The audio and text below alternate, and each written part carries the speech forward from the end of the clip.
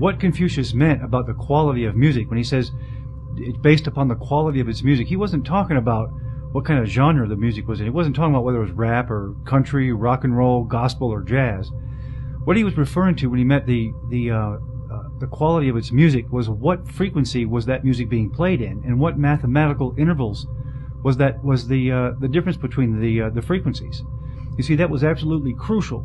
For thousands of years during the Chinese dynasties, the emperors would send out teams of people all over the kingdom to make sure that the people were playing music in the right frequencies, the proper frequencies with the proper intervals. They had strict guidelines about the music that was being played, because the emperor knew that if you had different factions of different kingdoms playing different types of music, different frequencies of music, that all those different realms would soon be at strife and against one another.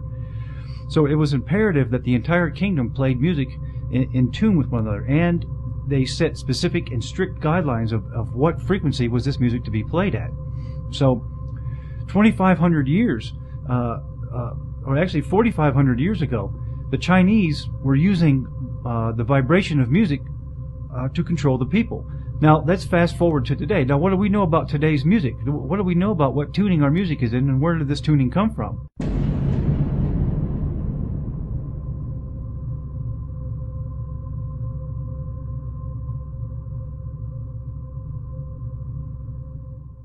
So 432 Hz was the frequency in which instruments pre-1939, again for the most part, was used in Europe and around the world. But that all changed in 1939, when an international conference held in London recommended strongly that the world frequency, at least in regards to tuning instruments, be changed to 440 Hz. After this date, the BBC, among many others around the world, required their orchestras to tune to 440 Hz. This slowly changed the tuning mechanics now being used as an industrial standard to 440 Hz. A major change from the organic 432 Hz to the 440 Hz. Only 14 years later, in 1955, 440 Hz became the standard that was adopted by industrial standards worldwide. The question people are now asking is, was there a more sinister reason for the change? Since a number of researchers have stated that people feel differently under the long-term influence of music and broadcasts at 440 Hz than they actually do at the natural organic broadcast of 432 Hz.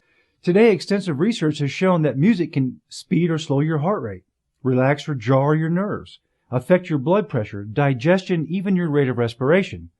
And I'm sure I don't have to tell you that music can also affect your emotions and desires. It can have a very significant influence on your mental processes, and in turn can influence an entire society, as the Chinese knew over 4,000 years ago. So where did the frequency of today's music come from?